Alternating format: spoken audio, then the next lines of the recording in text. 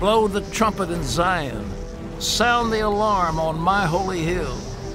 Let all who live in the land tremble, for the day of the Lord is coming.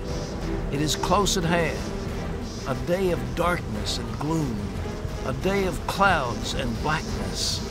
Like dawn spreading across the mountains, a large and mighty army comes, such as never was in ancient times, nor ever will be in ages to come. Before them fire devours, behind them a flame blazes. Before them the land is like the Garden of Eden, behind them a desert waste. Nothing escapes them. They have the appearance of horses. They gallop along like cavalry. With a noise like that of chariots, they leap over the mountaintops, like a crackling fire consuming stubble, like a mighty army drawn up for battle. At the sight of them, nations are in anguish. Every face turns pale. They charge like warriors. They scale walls like soldiers. They all march in line, not swerving from their course. They do not jostle each other. Each marches straight ahead. They plunge through defenses without breaking ranks. They rush upon the city. They run along the wall. They climb into the houses. Like thieves, they enter through the windows.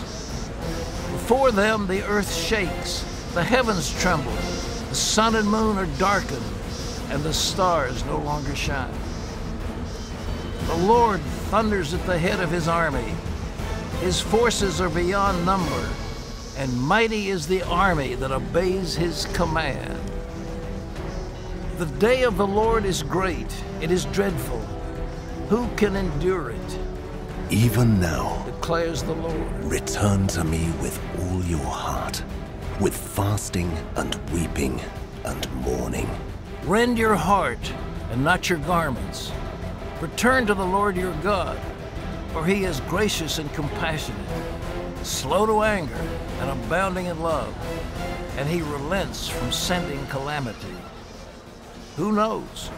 He may turn and relent and leave behind a blessing, grain offerings and drink offerings for the Lord your God.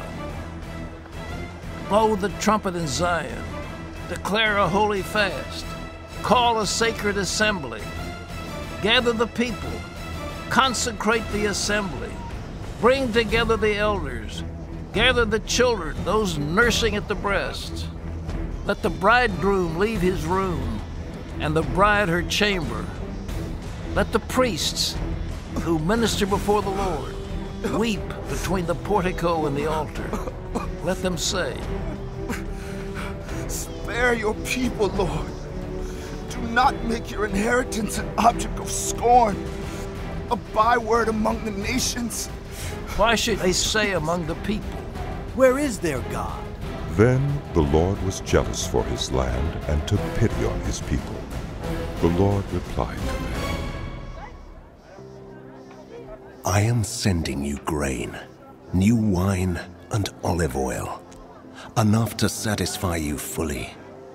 Never again will I make you an object of scorn to the nations. I will drive the northern horde far from you, pushing it into a parched and barren land.